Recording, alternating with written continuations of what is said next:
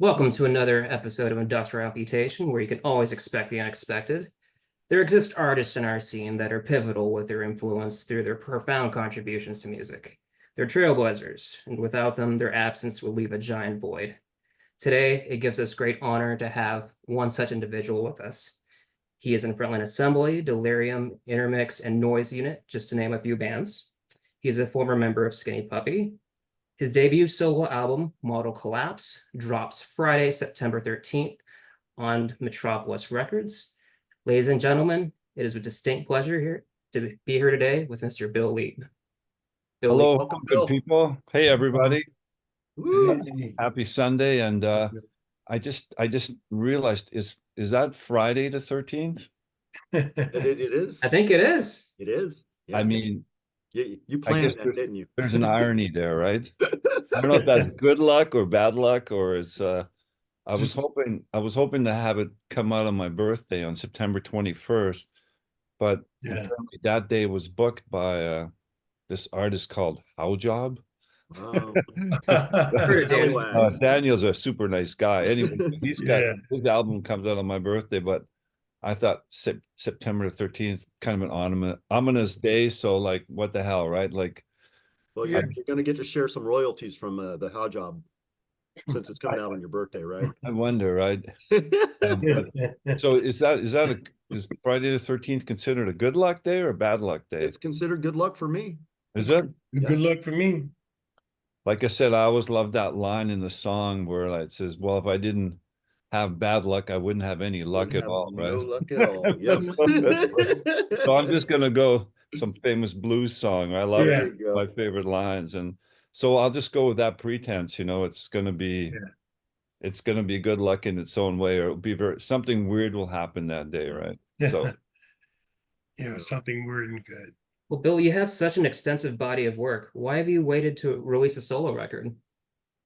well, like it's kind of a long story, ironically enough, because like when I was touring with Jared and Jeremy, all right, rest his soul, and Jason for 11 years, 12 years, without Reese while he was, out there being working with Fear Factory and doing a lot of metal work.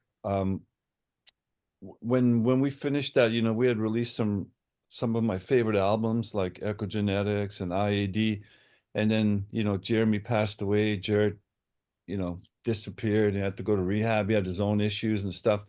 And so it was kind of like all of a sudden we just sort of started reconnecting and talking. And, he sent me a couple of things that, he had gotten his life back into where he wanted to be. Mhm. And also, was also kind of at the same time, Skinny Puppy was just doing their big farewell tour, like, and they got such an overwhelming response, Yeah. like 5 nights in LA to close out, right? It's huge.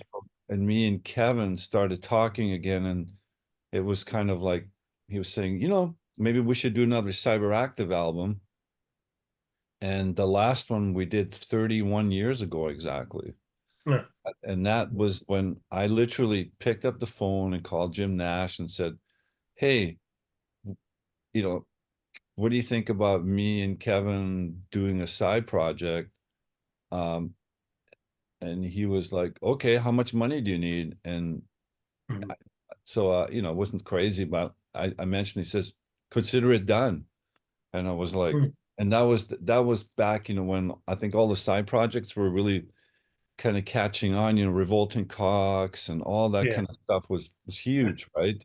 So that goes back to that particular thing. And so anyways, I said to Kevin, well, how many bands make one album every 31 years? So that means the next one, we're not even going to be here, right? So there was a lot of irony in that. So Yeah. between me and Jared reconnecting, Skinny Puppy doing this, mega final tour, and me and Kevin reconnecting and deciding, we're gonna do another Cyberactive album. I just started writing lyrics, and between Kevin and Reese and me, and throwing music around, and me and Jarrett it just kind of all, made sense to reconnect with everything. And I just thought like, for a while debated should it be a front, like, but so like all these things sort of came into play, and then all of a sudden, we got offered to go on the big, Ministry Gary Newman tour, which was for me and Reese was kind of a dream come true because I admire both those artists. I mean, Yeah. Gary Newman was on the level, like the David Seriously. Bowie electronic guy, and then Al Jurgensen, he ruled Wax Tracks. I mean, so Yeah. like so like all those things together just sort of really, I think, energized me and kind of made it all kind of made sense to go down that road. And so by the end, when Reese wasn't really involved on the record, so I thought, well, I might as well call it my solo album. And then also another irony, like which was had a profound effect on me, was I'm not sure if you know Dave Heckman, who was No, the name. president of Metropolis Records, Okay, yeah, that, yeah. Oh. which to me is the only, Passed.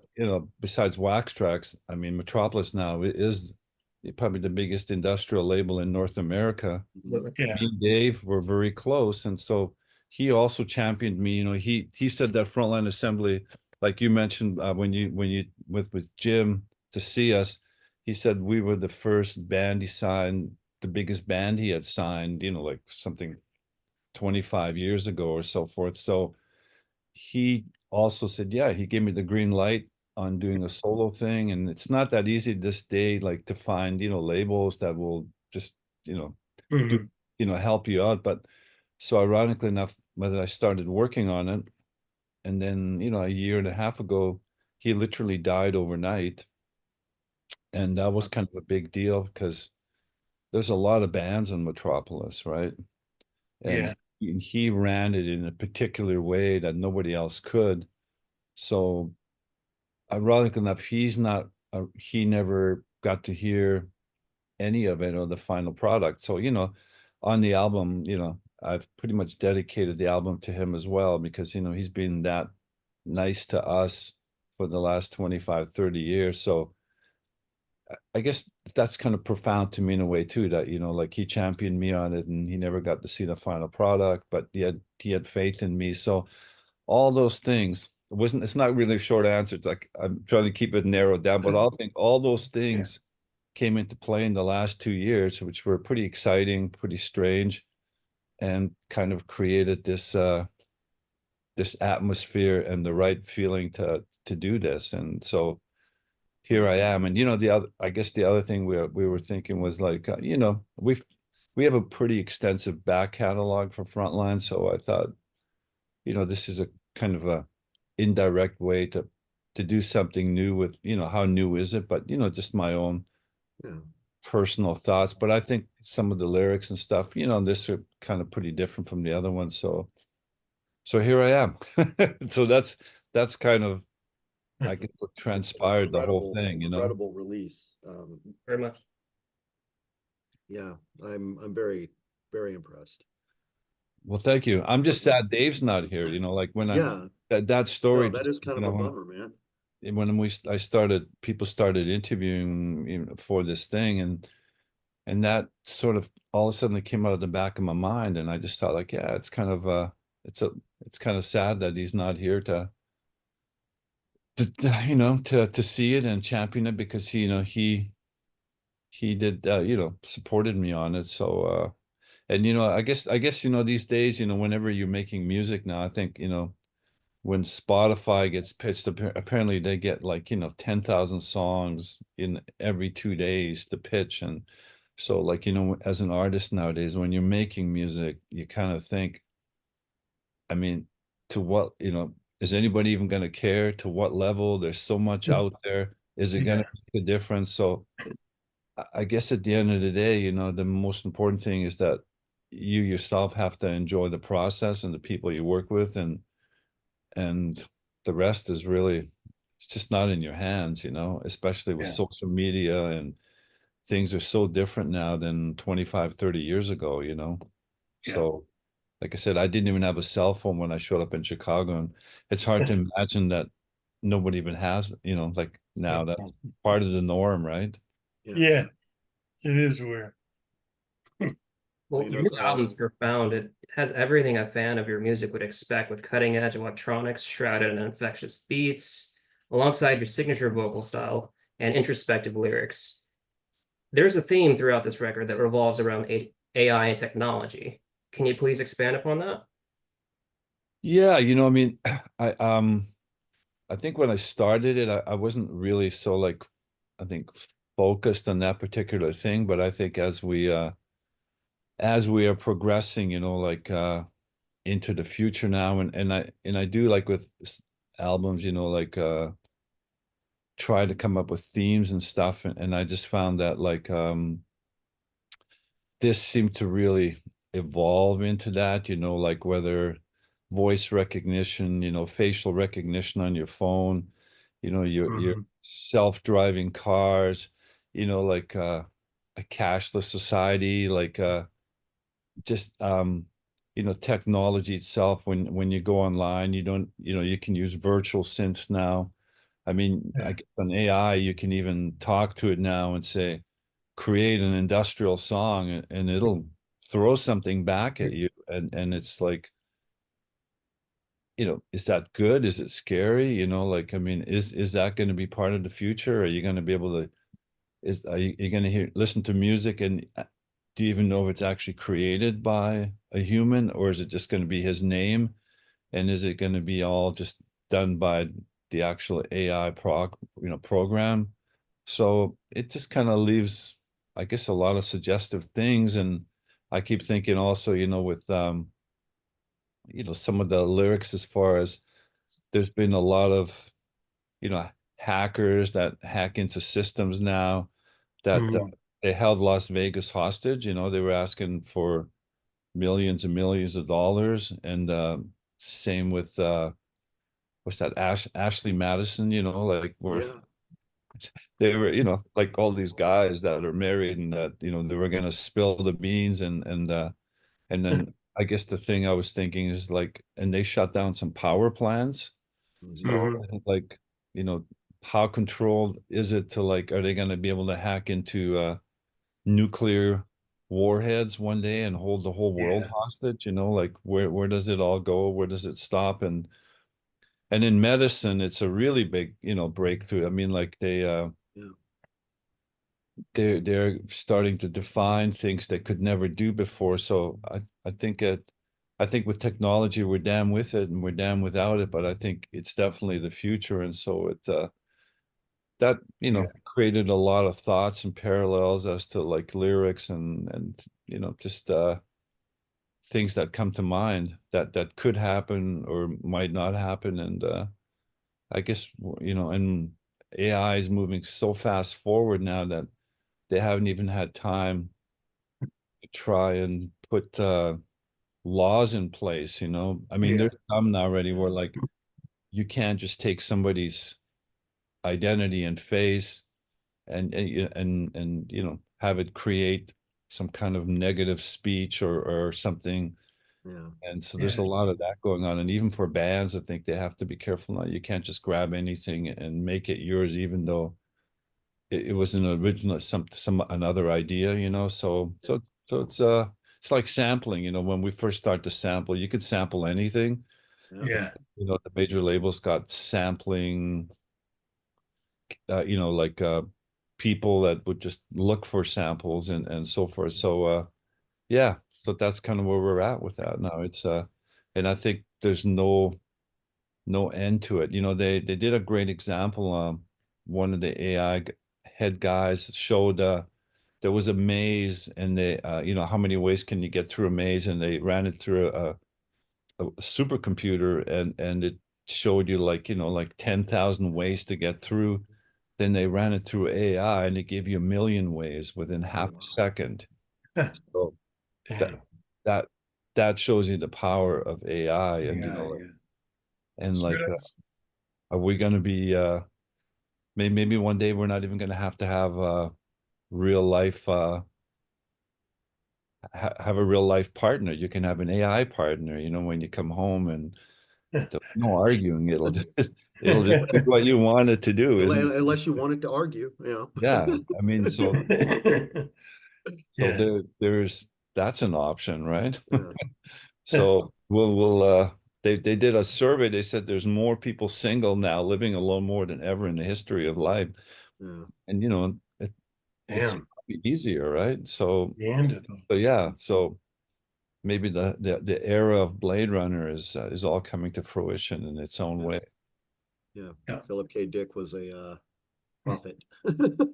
So yeah, so I Yeah. think in electronic music, I think it's pretty, like I said, like it's so interesting, just pull up your laptop and pull up a virtual synth and you don't need an old big clunky thing that's worth a lot of money that takes up a lot of room. And Yeah. so or more, some of the best songs are just literally written on a laptop now, by people. So I don't know, is it good, is it bad? I mean, I guess it's just part of the future, right? So and people take for granted, voice recognition, when you call on your phone and you're identified, or eye recognition, but those are all parts of AI, so Yeah. so your privacy is pretty much gone now. I think, your information has been probably shared a million times and you don't even know it. They know more about you than you know about yourself. And is that a good thing? I mean, Mm. at the end of the day, I think society, everything is based on control. The government wants to control you. How much freedom do you really have when you walk down the street and there's a camera watching, which you don't even realize, like Yeah. when your phone, everything, if they get your phone, they know your entire life on you. Apple tracks you, they want you to wear health things. So they actually know, are you in good health and bad health when you go for insurance? Where does it end, right? Yeah. Mm. Like, Yeah. and then, like if you move to a log cabin in the middle of, buttfuck Idaho, and you think you're like alone, but now there's satellites that Satellites. are Yeah. watching you, Yeah. so there's a million, satellites out there now, space junk. I mean, they were saying there's going to be 100,000 of them in the next 2 years, and there's so much space junk already. They need to implement laws like who's going to be able to shoot something up there, because if it's a nuclear storm up there, it'll wipe out all the satellites. But that's what they're worried about now, right? Uh, So if that happens, then you can kiss your phone goodbye, right? Yep. yeah. So Bye-bye. Take us back to the dark ages real quick. so Yeah. maybe we're just set for maybe we're setting ourselves up for an entire and model collapse, entire meltdown of the whole planet and all the technology, and Yeah. it'll be I honestly believe it wouldn't be the first time. and then I don't know what the reset button will be, but it's kind of like like how ancient civilizations like came and went, and there's some of them they don't really have answers, why the Egyptians just went away after all Yeah. they had created, and they were so incredibly smart, Mhm. and maybe we're going to be that next generation, we're going to That the may be why the there's so one much that sand out there. It's all the silica that's broken down. somebody's going to dig up a Yeah. cell phone one day, like, Yeah. and go, who are these people? You know what I mean?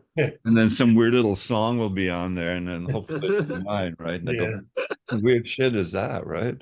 Fucking Anyways, awesome. I'm getting carried away. So if that's kind of like my whole mindset to that. I mean, it's a never-ending kind of story you can write now, and I'm sure there's going to be, more, more in the future. Just think if the day that, they've identified, the main cancer cells, and it's like, and it's the most hardest cell to identify because it changes so quickly and so rapidly, but they're at that point now. So maybe, just imagine that, like when they completely figure it out, and then Yeah. I That mean would be amazing. AI, that those are the possibilities. So, I don't think we'll ever be able to, they've resigned themselves to the fact we're never going to be able to travel the speed of light. So Mhm. like to get to Mars and that, yeah, like 3 months, whatever, 6 months, there's no way of getting around that. And that's still one of the closer planets. So it's kind of like, I think we're kind of stuck in that realm unless we Yeah. find a way to transport ourselves like Star Trek. Yeah. Yeah. But I don't think that shit's gonna happen. That shit ain't happening. That's not happening for a while. in our mind, we can do that, but not, you know, Probably where we need that's to the look for our new travel plans is in our mind. yeah. So It's all gonna be psilocybin based. so yeah, that's where I'm kind of at with this, the record and stuff, and all everything just sort of has come together, So that's it. yeah. What's your approach when writing a new album? When you're doing that, you know? Well, like I said, like I think with these two, with the the Cyber Active that came out not too long ago, and this one I was kind of jumping back and forth, it was kind of great to, like the two different styles and talking to Kevin one minute and then Jarrett the next minute, and then a long a long rainy winter in Vancouver when it's dark and raining every day. It's a perfect time to sit at home and let your mind wander and just sort of, get creative, and Yeah, I guess we've been doing it for quite a while, and so it just kind of, I don't know, it just kind of falls into place, and you just kind of you right. know react to everything around you as well. It's like, I think that's the great thing with music. It's a good outlet for an artist, to respond, because you see so many things now, and everything gives you a different idea and concept, and you don't necessarily agree with everything. And so I Yeah, found it was like just a really good way to express myself without, you know, getting canceled. Yeah. Like it's the world we live in now. Like, I mean, there's just so many different ways you can say, one wrong thing, and people will react violently, and so I kind of find like you gotta express yourself in a way that doesn't do that. Yeah. And I mean, I guess free speech, I don't even know what that means anymore, I think. None of us do. Right? yeah, I mean, how yeah, many artists now do you know, like, are really just going to the edge? I don't think many are, like, I think people are really have to really think twice about what they say and how they express themselves, and because that's literally the world we live in now. I think back in the 80s and 90s, people were being way more liberal with things like that, but now it's everything's so immediate. It's like on social media within minutes, and and you're yeah, done. So anyways, but yeah, it was just this kind of like collaborating is just a great way to, to really to do things, I find, because thanks. you're not stuck on your own, and people bounce ideas off you and you throw them back at them, and then your friendships keep building again, and like you just have so much to talk about, especially with people you've toured with, like it just kind of all it kind of all comes together. And yet, like, it's easy to lose perspective because there's so much music out there, there's so much new music, and you think like, is like some 18-year-old even gonna like be able to relate what you're saying or what you're doing, and because everybody's mindset is so different, and there's so much of everything out there. But I find, like I find there's a lot of young people at all our shows, as well as older people. So, and I think, there's a whole new wave of dark wave and electronic, and that are picking up the torch where we left, or Puppy left off, and like kind of Yeah, adding to that in their own ways and stuff. So I think I guess it'll be interesting to see the next 20 years how this scene goes, because I felt like we've been part of it for the last 30 years, and I've seen everybody around me and the whole thing, and not, we're not kids anymore, right? So no, it Started out that way. and, yeah, the other great thing was, like doing that, the ministry Gary Newman tour, like Gary and Al, Gary became really good friends, like, Yeah. and I'd walk out into the hallway, and Al would come up and just start talking to me, and Reese would go, "Hey, Al really likes you." Like, you hear all these stories before and stuff, but then, and Gary Newman's the nicest human being I ever met. He's just Yeah. so generous and stuff. And I think all of that, it all adds to everything you do, like creatively and so forth. So It's been a couple really fun years, and I think having this record come out on September 13th after all we've been through is kind of like Hmm. it's kind of a it's a good thing, you know, like That's a good just for thing. me personally, you know. Yeah. Well, congratulations. It's a fucking stellar fucking album. Thank you, sir. The videos for Terraforms and Demons are visually stunning. They captivate an aesthetic evident in later frontline assembly artwork like War Mech, Echoes, Wake of Coma, and Mechanical Soul. In addition to the last Cyberactive release, a gentleman named Tim Hill worked on these videos. This is the same Tim Hill who released 600 Earths per minute and employs trampolines and dogs that bite. Yeah, Tim Rimhill Yes. got both of those albums, and they are very fucking great. Did he contribute musically to any of the solo album or? No, like I think yeah, I mean, you know, it's like it's kind of ironic how like Tim all of a sudden has created an image for my album, you know. Yeah. Mhm. I mean, because he used to do a lot of work. He used to tour with Puppy, right, and do all Mhm. their and also download and stuff. And like I said, he's doing a podcast right now as we speak, Yeah. Kevin, and Yeah. I think a lot of it, and they're talking a lot about all this stuff. And he asked about like we finished a third video and just handed it in and yesterday called for Muted Obsessions. Oh, right on. That's a That's going to come out I think a day before the album. And he asked if if he could use that as his lead line, and I was said yeah. And like I didn't even, it's still kind of shocking to me in a way how like how he got it, because he did a few live shows with us as well, and he actually he did a couple videos for us for echogenetics, but kind of at a different level, like, and all of a sudden, so I was thinking I'd love to have some video, but like the thing, but now is like nobody spends money on videos anymore, like because everything's free, it's kind of like, so you gotta, how do you approach that, and time versus, like, Mhm. versus what you're trying to get out there. And so, but I gave Tim a call, and I sent him the song, and I threw a budget at him, and thank you, because of AI. And he says he's learned a lot on doing these three videos, and because he literally did everything, at home. He's got looks like a techno warfare place he has with, screens, and, Yeah. he lives there, and it's kind of like, holy shit.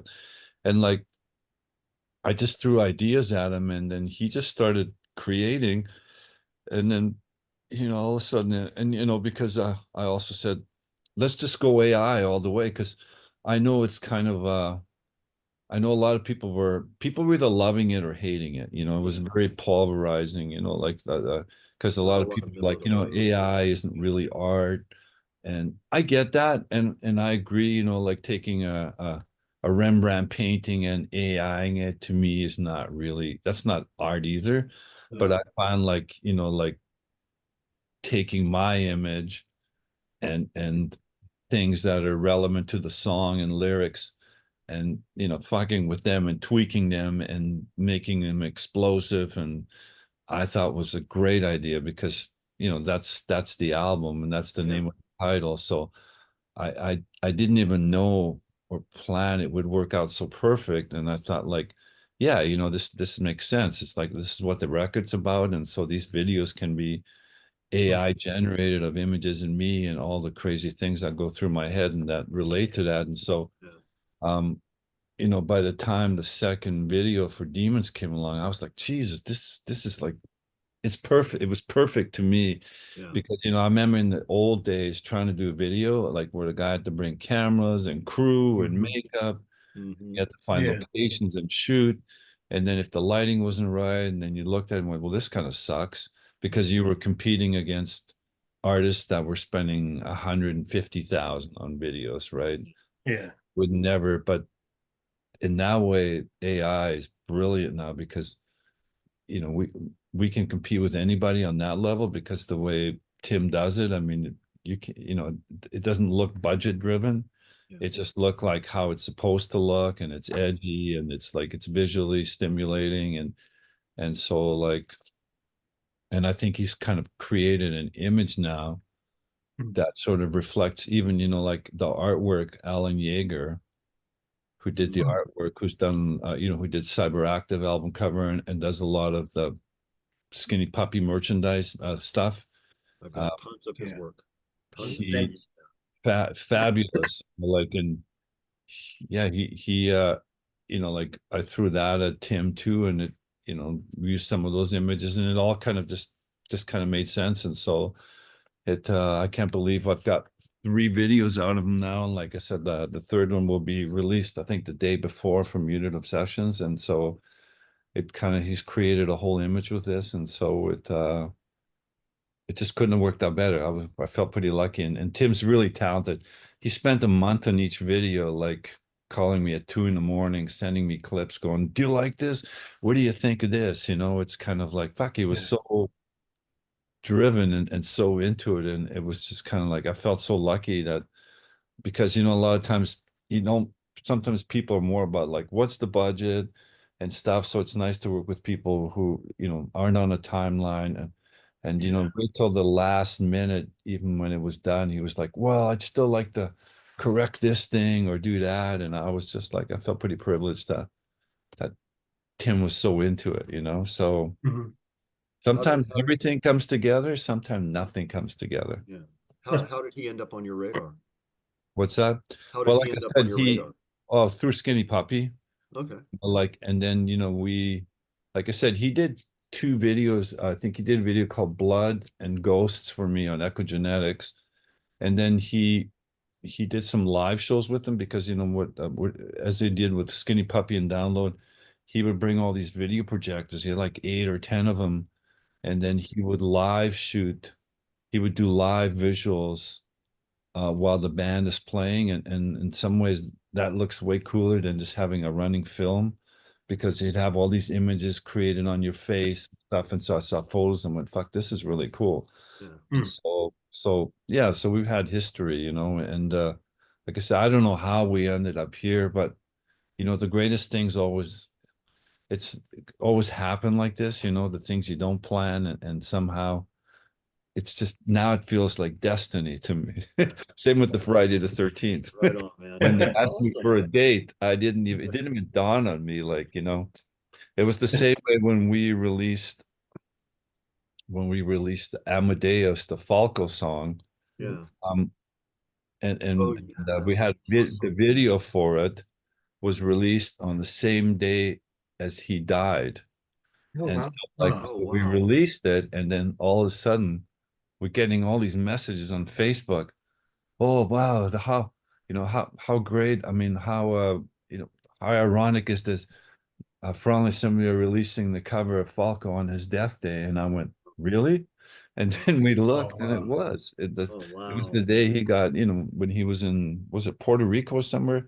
He got into a car accident. He had a Jeep, and it was a school bus or some kind of bus, Yeah. and that's how he died. And it was on that day. So again, sometimes the world moves in mysterious ways, and that one really was also profound for me because, like, I'm from Austria, he's from Austria. I'd never done a cover song before, so I thought it seemed like the right thing to do. And then Mhm. we got Jimmy from Mindless Self-Indulgence to do the vocals on it, and he just kind of nailed it. When they came back, I was Yeah. like, oh my God, it's Falco, right? That was such a fucking So wonderful thing, man. It so it really was kind was. Yeah. of crazy. And then so releasing it on his death day to me was just perfect, like it's weird. We didn't know. We just got all these messages started coming in, and it was like, I'm glad it wasn't something wrong, because Yeah. like Yeah. it was that, so it was a good thing. So, anyways, so to me, that reflects me about how, like, with Tim now, all of a sudden I had no idea or plans. I didn't even have a plan we were going to do a video. And then when we did the first video on the label, everybody went like, "Holy fuck, this is great. Yeah. This is really good." And I was like, Mm. "Yeah, like, can we do another one?" And then we did, Demons, and had that same reaction. Then I said, "Can we do 1 more?" So, Gail, Gail, who is Dave's widow, who got thrown into running the label, had such a massive learning curve, but her daughter Nina, who also lives in Seattle, Mhm. you know, like, and her son are like, they've all joined forces now, and they're, you know, are running the label now. There was a lot to learn. There's a lot of bands. Dave had a lot of different deals that he worked different from like a major label, you know, it was like on a personal level, and he knew. So there's a lot of pieces to pick up, but they've been super supportive of me, and so big shout out to them. And so that's how Tim rolled around, you know, and now I'm sure I'll probably use them again, you know, as because that seems to be a more easier way of being creative now. Mind you, on Muted Obsessions, Shannon from the actors, you know, we did go out and do a small shoot of us walking around. That was about the extent of it, right? Yeah. So in 2015, the Frontline Assembly classic Hardwired was re-released and remastered through Artifact Records. It, of course, is beyond sold out at this point. Do you think there'll be another run of Hardwired? You know, I don't actually, I don't know. I mean, speaking of that, I know like right now they did a re-release of Millennium with the Mhm. picture disc, Yeah, it's and gorgeous. we're getting a lot of love for that, and Hmm. and that's doing really well too. And it wasn't easy because it wasn't you know, Roadrunner went their back catalog went to a major Universal, and Universal are one of those labels that's like, you know, you need to print this many, and this is what we want, and you know, they don't negotiate, right? It's like they don't need to, right? So like I it was need to. basic from Artifact Records to pull that off was amazing. And so I'm not sure how that works because he also is the one that did Hardwire, right? He re-released it, right? Artifact for sure. Yeah, so I'm not sure if it's maybe not even, I don't know if it's in his interest, you know, once you've sold through it, it's done, you know, like rather than try and do it again, and then because I think all the people that are hardcore probably got it, and you wouldn't want to have a stock, you know, making vinyl is pretty expensive nowadays. It's really expensive, right? Mhm. So I don't know. I think we're right now where I see all these people sending me posts that apparently that Millennium sounds great too. Greg remastered it. And so because people are actually putting it on their turntables, they're not just looking at it. And so I'm glad it sounds great because that's I think the most money we spent on any production was Millennium and then Hardwire, going into like, you know, big huge SSL studio in Yeah. Vancouver, and you know, like, you know, in those days you'd spend $100,000, maybe more on making an album, where now you just make them at home, you know, for like people make them for, you know, $5,000 at that, right? It's like things have really changed for that whole vibe, right? Yeah. That's the long-winded answer for Hardwire, but Thank you. Wow. Mm. Levi? So, looking back, what was your favorite tour and why? um, well, it in one hand, it's easy to say we did the two tours with Gary Newman Ministry, and we did I think 26 shows, and then the following um spring we did another 36 shows, right? And like as far as definitely that tour, I mean, that was like over like I guess over 55 shows, 56 shows we did. The fact Mhm. that, you know, we had, you know, like great tour buses, you know, the casinos, like when you play in them, they're amazing. Like, you know, the level of comfort, Yeah. like backstage, the bathroom is bigger than your house, you know what I mean? With 300 towels and 50 toothbrushes, and then they ask you like, Wow. you want your steak before, after you play, you know, that whole vibe. And Yeah. all, it was so professional, and you know, every show was pretty much sold out, and so there was just no stress. You know, a lot of bands when they go on tour, you know, you're always hoping, you know, you're going to get a good turnout. That's always like, and with this, it was full every night. and meeting all these people and playing with your icons. You know, me and Reese said after this tour, like, how are we ever going to tour again? You know, because tour at that level, Yeah, it's like, like anything less would be kind of like, like, but you can't look at it like that. Otherwise you're no, screwed. Right? yeah, So, yeah. so that was really fabulous. I think another really a highlight was also killer was the I versus Spy tour Oh yeah. where Oh, with Skinny Puppy, us, um, With Power Job and Our Job, yeah. hot and job. and also Youth, the band. Mhm. Yeah. No, no, no. What's their name? Youth Code. What's that? Youth Code. Youth Code. Yeah, and that was a great tour. Every show was sold out, and for me it was really, I guess V&B was supposed to be in there instead of us, but they ran into like um issues with Puppy as far as who's playing first and all this stuff, and so we did that orchestra thing in Germany, which was amazing. And as we got off stage, we got a phone call, and you guys want to be on that tour? And we said, yeah. And that was sort of the first time after a long time of reconnecting with Kevin and Ogre and the whole Skinny. And you know, that was the first time we played with Skinny Puppy on the tour since back then, right? Yeah. Mhm. And so like it was the friendship, like all the shows were sold out. I think it was one of Youth Code's first tours ever, and they had a real buzz. And so that was an amazing tour. And like Kevin also agrees that was one of his most famous tours. And then I think we did that one was pretty special. And then the one we did with on the Hardwire with the Crips in America and Numb, also like back then we were really riding high and we were the headliner and it was full every night. And like in the 90s, that kind of music was really big, KMFDM, like, Yeah. the whole Wax Tracks thing, like, so. And then also like one like that we did in Europe with the Hardwire tour. We had our own PA and the trucks and shit, and we thought we were rock stars for 10 minutes, you know what I mean?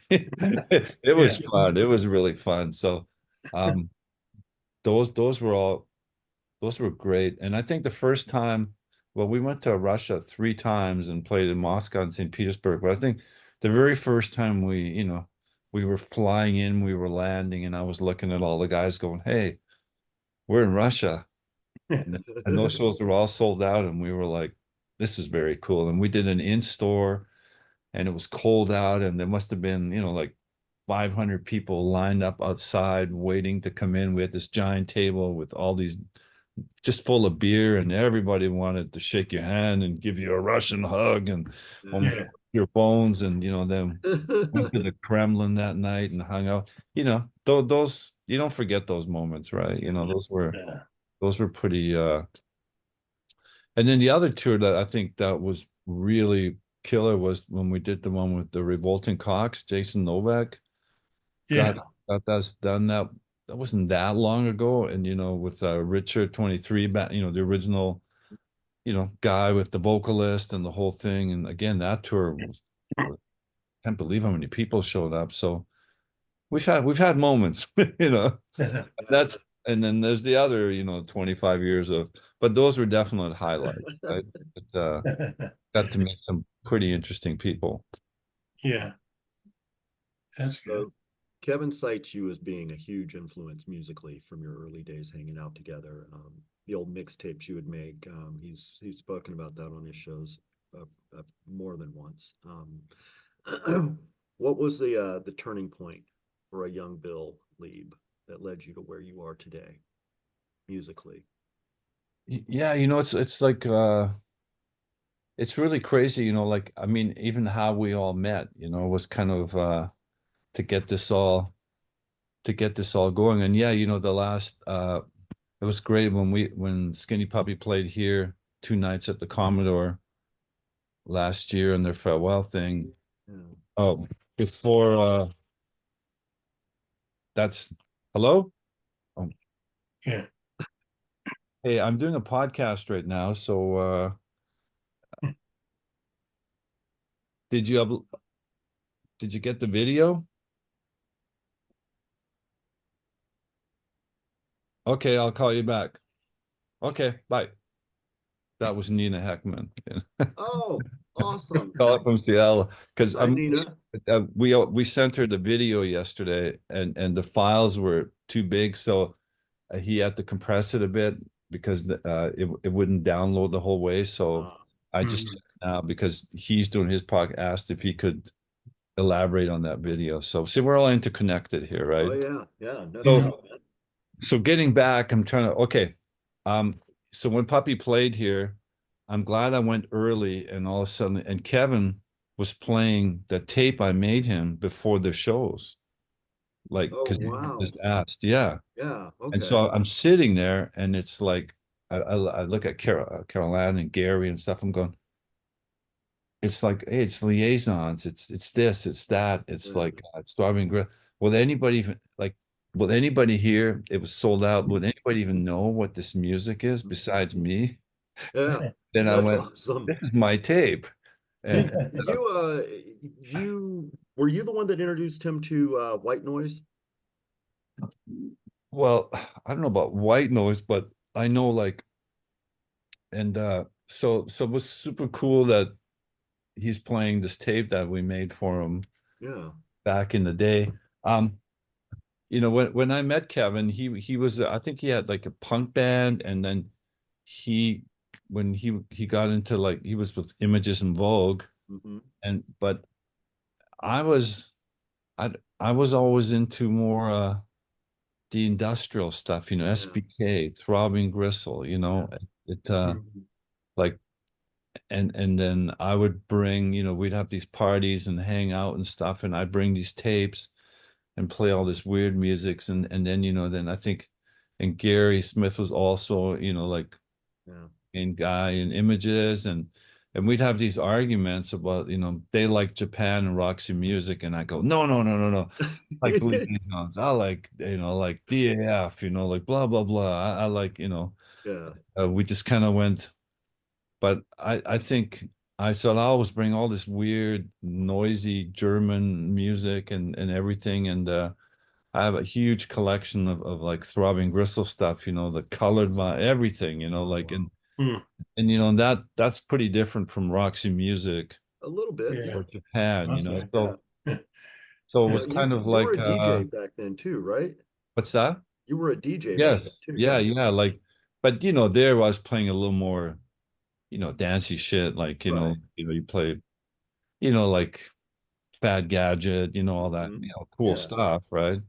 But yeah, so I think I mean, so yeah, and and thanks for Kevin the saying, but I guess I influenced all those guys bringing this kind of music in, and then it kind of I guess it kind of resonated with him Yeah. and the whole thing, and like portion control and all this stuff coming from Yeah. Britain, like um it I guess it just kind of it kind of infiltrated him, and then he I guess Skinny Puppy started, and it was kind of like, I guess, those were the days there was so much music, Yeah. where they had Neubauten or Test Department or, all this Mhm. stuff coming from the UK. And it just kind of I always wanted to be more on the dark side of everything, right? And just because I liked it, Yeah. so so that's I guess kind of that's probably kind of what I brought to the table. Yeah. And Yeah. so it That's kind where of, I'm and I coming loved from making too. tapes. I had two turntables at home and the whole thing. And, like, they're saying home taping is killing music, Yeah, I remember and, that. Yeah.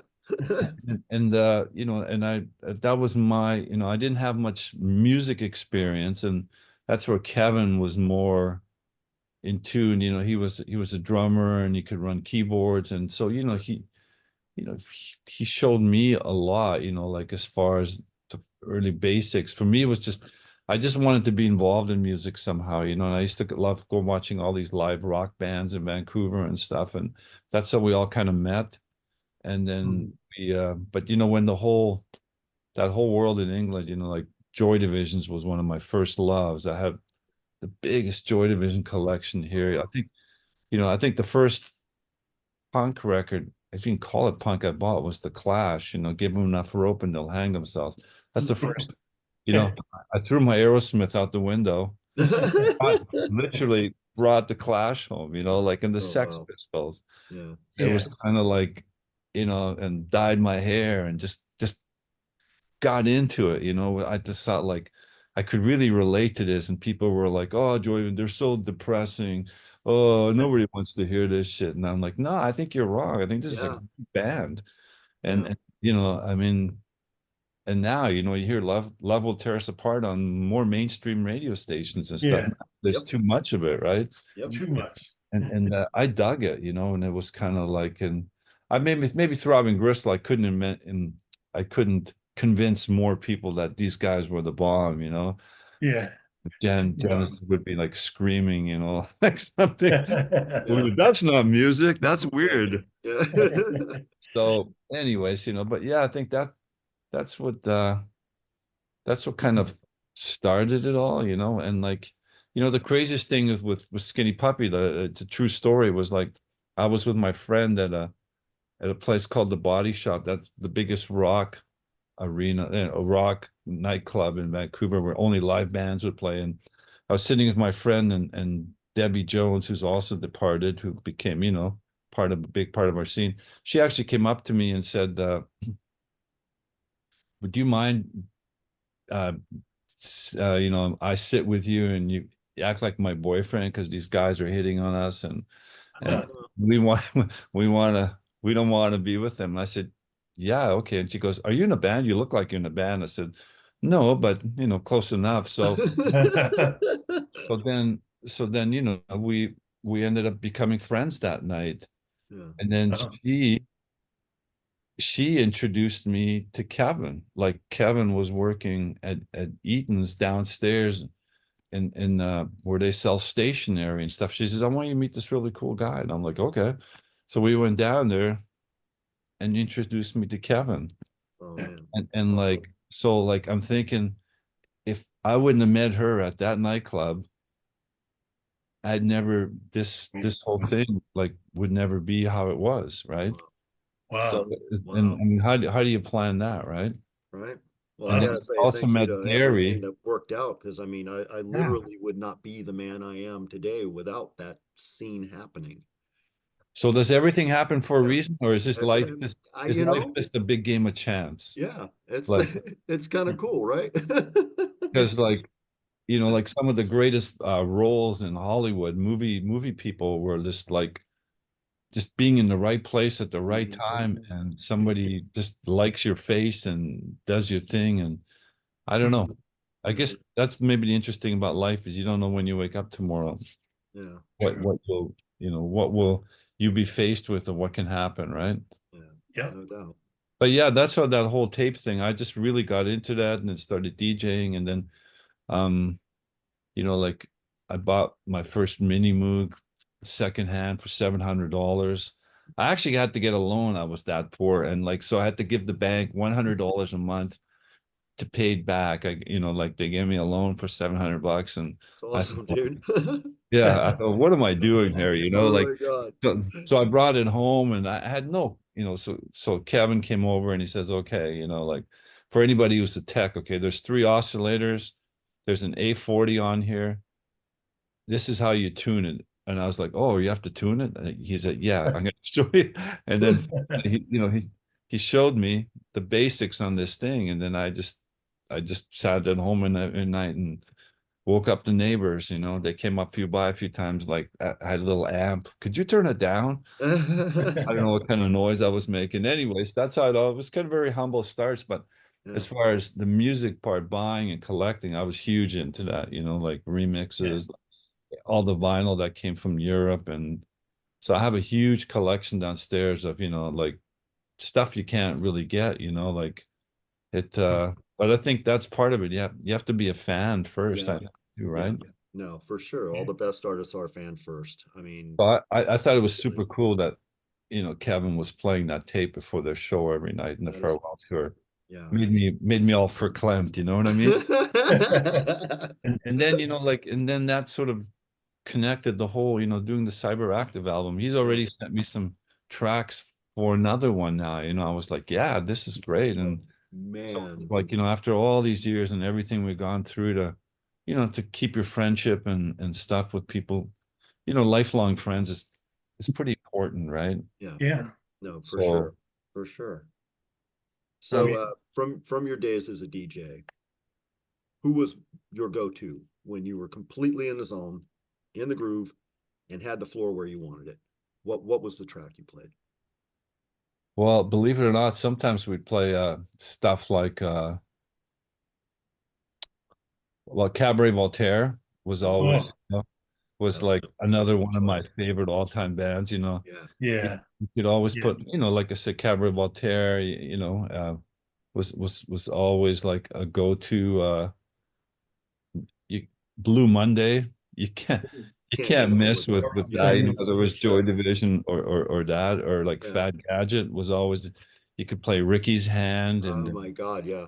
or like Now that was awesome on the tour when they closed with Ricky's Hand. I know, right? Oh my God.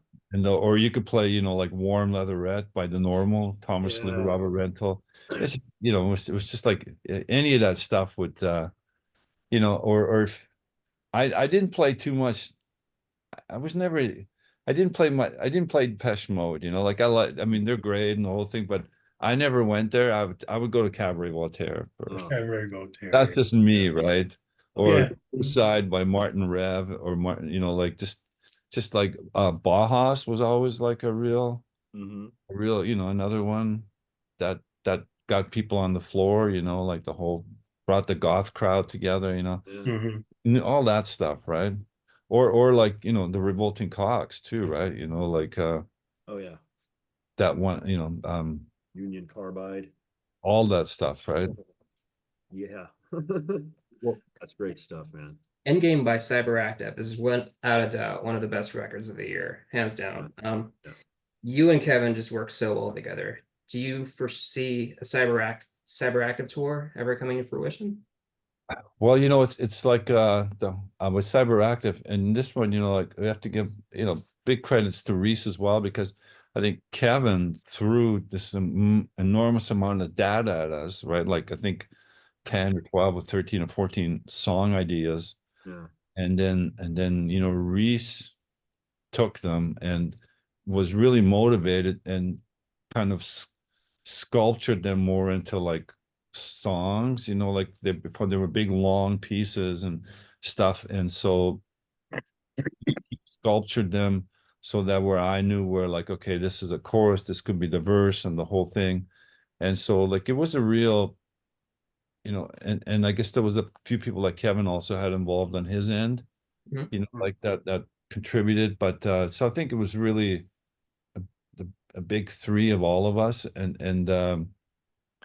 then, yeah, Jason Novak actually offered us a pretty good offer to play at this Cold Waves, like special, do it. But Kevin, he, I think he said to me, he says, he'd like to do it, but he didn't want to just be two guys in a synth.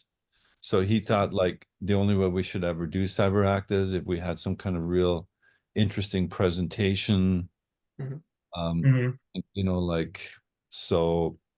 Like I said, okay, well, if you figure, if you feel it, if you think there's a way you want to do that, then I think we're open to it, and I think people would be interested as, For sure. but I, s- I'm not sure how he sees it. We were throwing away, ideas, visually and with lights and silhouettes. How could you do it so it wouldn't just look like two guys in a mic, right? Yeah. But at the end of the day, I mean that people just want to see you live, right? Yeah. Yeah. Anyway, so like, yeah, and Jason gave us a good offer, and Kevin, in all his glory, he wasn't motivated, and that's cool. I respect that. You know, like I mean, you know, he's got a lot on his plate. You know, I Yeah. mean, you know, he did all that mega skinny puppy stuff and stuff. So, and but you know, he's written some new songs that he's already thrown at us. So like, I think we're definitely going to do another record because we can't wait 31 years because we will be dead by then, for sure.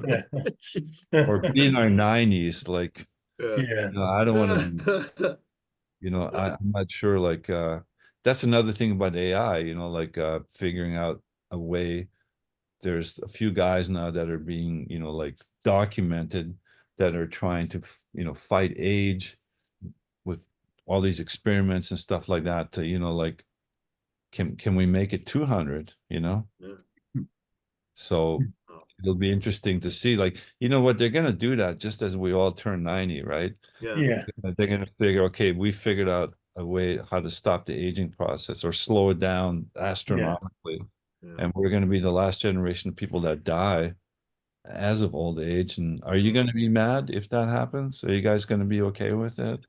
I You don't know? know, man. I think I've worked pretty hard to preserve myself for a very See? long time. Yeah. Lots I and won't lots of be mad. chemicals over the years, but you know, clean now and doing better things. But yeah, I hate it if we're gonna be the last generation you that dies know, at 100, right? Or Yeah. right? make it to 100, you It's know? like I used to say I'll die when I'm 99 if I'm tired enough, but I didn't take into consideration as hard as I lived a good bit of my life. I'm probably Mhm. pretty close to 99 right now at 56. So Well, I mean, so that's what they're saying. We're the last generation yeah, that are gonna have that happen to. So, but yeah. yeah, hopefully, you know, like I don't know whether we'll get another record together before, but it, you know, I'd be open to it. I think it'd be kind of fun to do it once, you know, go around and do some shows. So we'll see if Kevin, you know, if he feels it, you know, I think me and Reese are kind of there, but you know, I Yeah. guess it's up to him, right? I keep thinking there's going to be another Skinny Puppy tour at one point, you know. Right, right. I mean, Front 242 are, Mhm. you know, like 2 years ago said that's it, we're done, and they Yeah, played here a year ago, said they're never coming back. yeah. What are they doing right now? Yeah. 3 shows in Yes. America, right? Here they come. So, Yeah. so I don't know, you know, like I guess I say never, and I think I told Reese if we ever do that, we'll just say this could be our last tour. Yeah. But Maybe you guys can if make it that a it feels like that every tour feels like it does. It almost feels like every tour we do, this yeah, could be it. You know, like things change, people yeah, change, music Yeah. is, you know, so you just kind of you go like, yeah, maybe this is it, you know. yeah. Yeah. Well, you guys might be able to make it into, like a stage production where, it's not just a couple of guys with some sense, but you've got character actors around you and all kinds of weird stuff. Yeah, I was trying to think of that, You you pull know, it, pull Edward in on it. um, you know, the guy from Blur, they've got that side project Yeah. where Gorillas? No, it's not gorillas. what the gorillas, yeah, right. Gorillas. It's Yeah. just lit. It's almost like AI. It's just like they're not even really there. They're like virtual images of the band and stuff Yeah. like that. So I threw that at Kevin. I said, well, what if we were just going to be virtual images and and you know, ironically enough, there's there what's going to happen in the future. They were talking on the big rock and roll radio station is like, you know, a lot of casinos have, you know, like bands play there, especially famous 80s, 90s bands, you know, whether Mhm. the whole Men Without Hats, you know, all those kind of Yeah. bands and stuff. So, and you know, ABBA did it, you know, where they've recreated the whole band Mm-hmm. virtually. Wow. Yeah. And so what they're thinking is all the classic bands are going to start doing that. And then rather than the casino bringing in the live band, they're going to just bring in virtual concerts Yeah. and Yeah. and it'd be a lot easier for them and then you know the audience gets to see the band, you know, not old or tired or they're having a bad day. You're just going to get to see like So they're a real basically going to see concert, a but it'll be movie that looks virtual, real. right? Yeah. So Yeah. that's on the table right now with a lot of Yeah. places, right? No, yeah, I've heard You about know, that.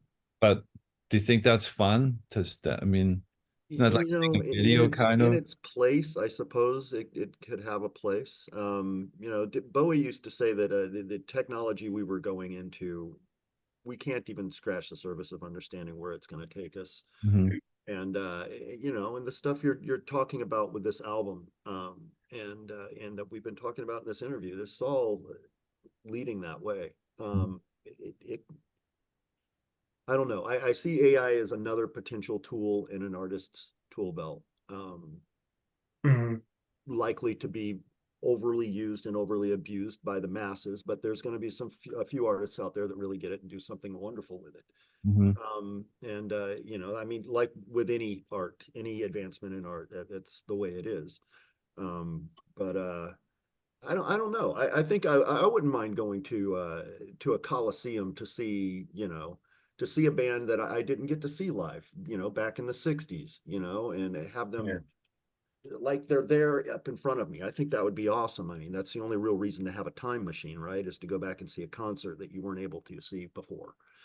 And Well, Yeah. I know ABBA did it, right? You know, yeah, they you spent know, a couple $1 million yeah, and recreated a virtual concert. yeah. You know it's new. It's not like old footage or something. Right, right. You Yeah, know, like it's like you're actually going there and you're seeing something. yeah, and you're seeing them at their peak. So like, I can I could see totally like you see know, the pull of that for sure. well, yeah, you know, I could see Led Zeppelin, you know, like doing that, you know, like Yeah, in kind of bands, and doing it like now with all the technology and stuff, and like it's easy. I guess it's easy for casinos then, right? They just send data from one place to yeah, another, and yeah. it can be just part of the entertainment. So, but I Yeah. like the gorillas idea. I thought to Kevin, well, why don't you know, Wow. you could pull that off. I kind of like when genres meld together and fuse. So if I was going to see something like that, I would definitely want it to be pieced together with something actual, tangibly Eh, actuated on the stage as well. You know, but that's just Well, so hopefully, you know, we'll see, right? But yeah, definitely, you know, we want to make one more album before we're too old, I think. yeah. 31 years. Yeah, that is a Like, trip, man. That is a trip. Yeah, no, that album is incredible. And you know, because Cyberactive is they're a huge footprint in our early days. I mean, honestly, that that album I is still go huge. when we went on our last tour, we go to these after hours parties, and I still hear that song "Nothing Stays." I love, Right? Yeah. right? Still being uh, played now, right? Yeah. So, It's anthemic, you know? and that you know that had some that you know Dwayne was on that as Yeah. well. So it was kind of like there's a lot of history Yeah. from that yeah. day, from those days, right? Yeah. Mm. Those No, were weird days, though. There was a lot of drugs. There was all love kinds of weird shit, right? But, it. we got through it. Yeah, and Yeah. there's dedicated monuments to that time that shine through all the bullshit of what was going on too. So Yep. Yeah.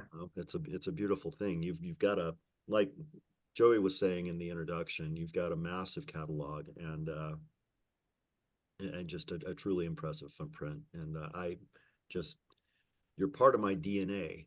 And there's a lot of artists that are. You know, I wouldn't be who I am without the art that I've ingested over time, and some of it is bigger than others. Your footprint is one of those. Kevin's, Ogre's, you know, people like that. Matt Johnson from the you know, Yeah, I the think people that he's doing a is, tour. It's going to yeah, be a yeah, month yeah. and a half from Yes. now, right? I am very Another much great looking artist, forward to right? seeing that. Yeah, Yeah. Wow. yeah, The real, yeah, that's the real deal. Yeah. And yeah, you know, also like with Reese, you know, like I look at all the stuff that he's done, you know, produced 4 Fear Factory albums and this. yeah, I mean, he's a huge body of work, his Conjure One yeah.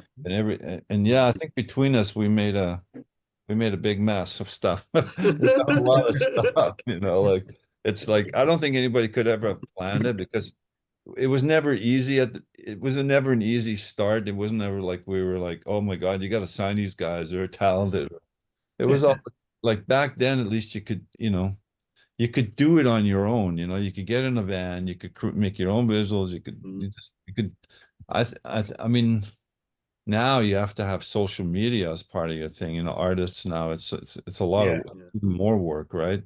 That you yeah, have to have all these things working for you, you know. So, but yeah, it's been a I wouldn't change a thing, you know, like it's It's fucking awesome. the only thing I maybe have a little more time. I think Richard H. Kirk from Cabaret Voltaire, I think they asked him like, so Yeah. what's your biggest fear in life? He said running out of tape. Hang out a tape. And that's what he used to use was tape. Well, that was a Yeah. great answer, right? Yeah, right. You know. So Oh now my it would be God. like data room, I guess, right? That Yeah. doesn't sound as romantic as running out of tape, right? No, no, No. I don't have enough terabytes. Yeah. I mean, Yeah. Oh my God. Do you have any words of wisdom for people breaking into this world of creative anarchy? uh, well, I think now, you know, I think nowadays you just have to just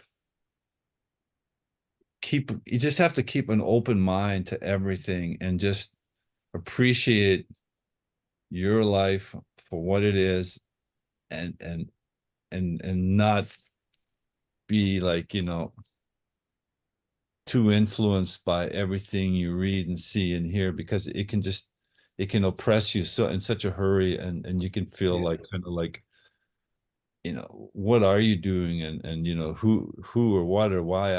I think, you know, I think you just have to and not and not worry about shit about things, you know, like you can't worry about a lot of the stuff that's going on because you don't have any control of it and stuff like that. And you know, like our lives are short in general anyway. So I think, you know, as if I learned anything to experience, you gotta just really, you know, make every day count and enjoy your life how you want and like I said, not worry about all that trivial stuff they throw at you all every day, you know, because you're not in control of that. You're only in control sort of your own life to some degree, right?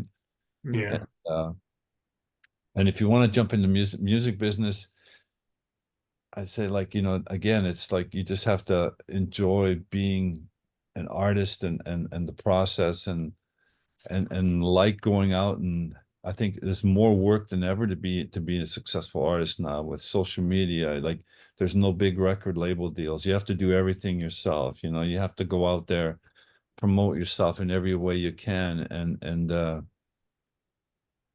that's got to be enough. You know, I mean, so, but I don't know. Those are my words of advice. Don't worry about shit.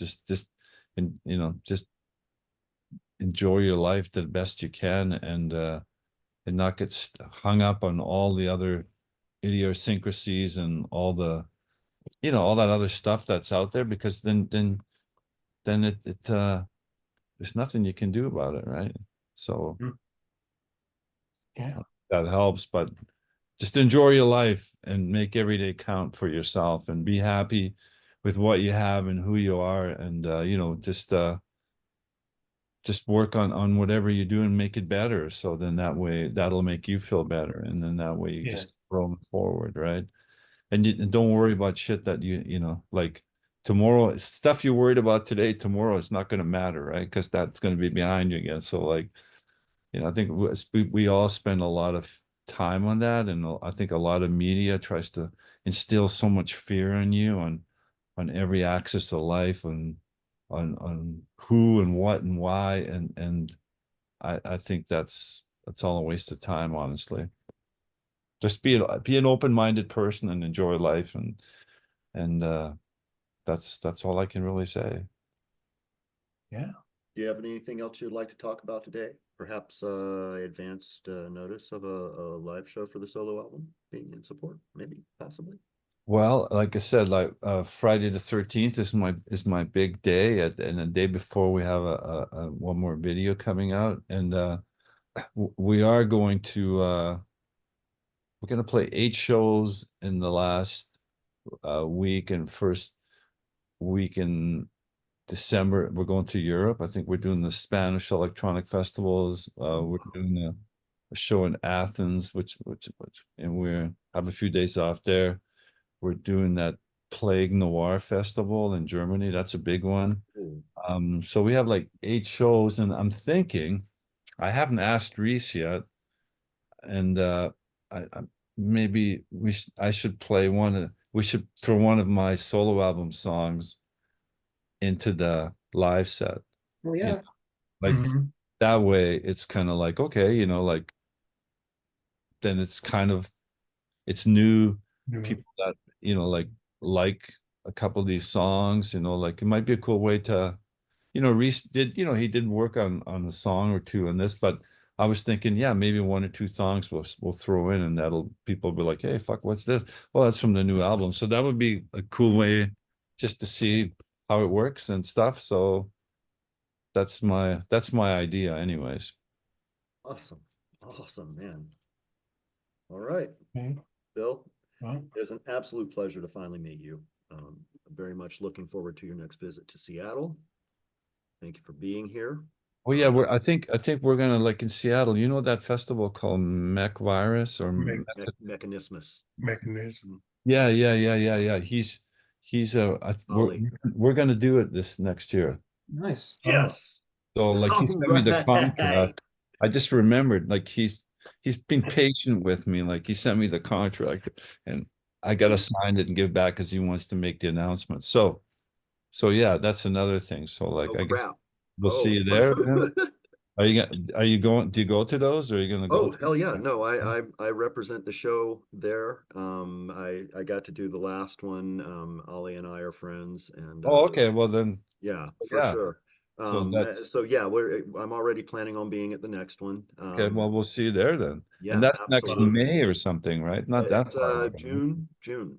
Oh, is it? I thought it Is was it May, June? I but think it's June. I can't remember, but it's yeah, it's about a year away. We're getting some acts. Well, he's getting some acts set up and everything, and I've made a few suggestions, and yeah, I okay. am very excited to have you be heading back to Seattle. That's fucking awesome, man. Okay. So yeah, so good thing just that just came to mind. So yeah. Right on. All right. And Well, well, fingers crossed everybody will do like the you record do and we'll sushi? what's that? Do you do sushi? Oh yeah, All Vancouver's right, I'll I take you mean, out I when you guess get here. Seattle too, right? Yeah, I mean, the West Coast is we're right in the water, right? And there's yeah. probably have I'll take you out. Yeah, okay. Sounds excellent. good. Right on. Yeah. All right, well, kids, the new album is called Model Collapse. It is available for pre-order on Bandcamp on CD, 2LP, bleach pattern vinyl, and digital. Go get your copy for September 13th.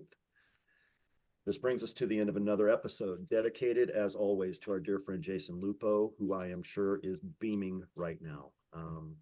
Please remember, you are valuable, you are loved, you are needed, you are valid, deserve respect and compassion. The world is a hard place for all of us. Let's do our best to have each other's back, shall we? Make art, talk to animals, don't kill spiders. Love, hugs, and belly rubs, everyone. Cheers. All right. Peace. Be it. Peace. See you guys soon. See you in See ya. Seattle. See All ya, right, Bubba. bye guys. Nice talking to you. Nice Nice talking to you talking too, to man. you.